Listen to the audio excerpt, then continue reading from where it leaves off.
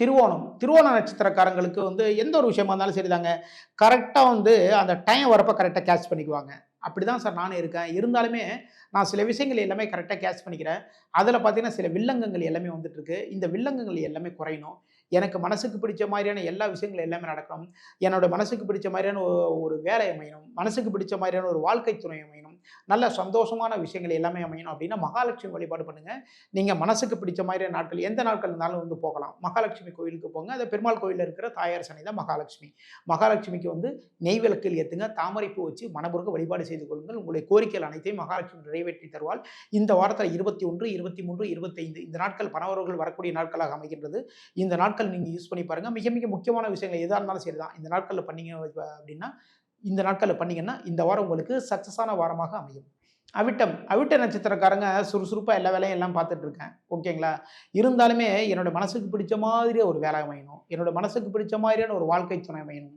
இப்படி மனசுக்கு பிடித்த விஷயங்கள் எல்லாமே அமையணும் அப்படின்னா, நீங்க சிவபெருமான் வழிபாடு பண்ணுங்க. சிவன் கோவிலுக்கு போங்க.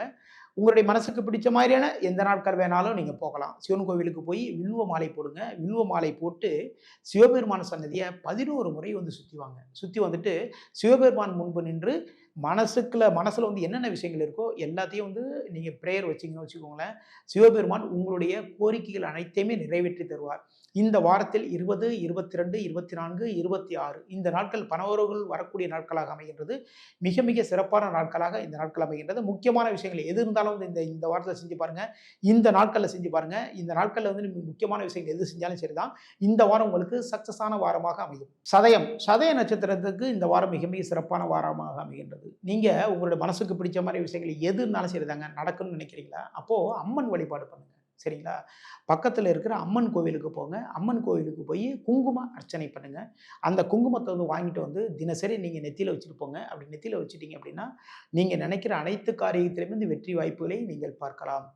அதேமாரி அம்மன் கோவிலுக்கு உங்களுடைய மனசுக்கு பிடிச்ச மாரி நாட்கள் எந்த நாட்கள் வேணாலும் போங்க. அப்புறம் இந்த இந்த பதிவுல நான் சில நாட்கள தர்றேன்.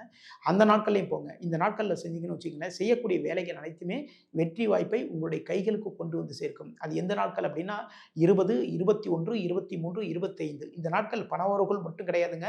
நல்ல நல்ல அற்புதமான ஒரு சக்சஸ் தரக்கூடிய நாட்களாகவும் இந்த நாட்கள் அமைகின்றது. அதை விட முக்கியமா பணவரவுகளையும் தரக்கூடிய நாட்களாக இந்த நாட்கள் அமைகின்றது. இந்த நாட்களை யூஸ் பண்ணீங்கன்னு வச்சுக்கோங்களேன், இந்த வாரம் உங்களுக்கு சக்சஸான வாரமாக அமையும்.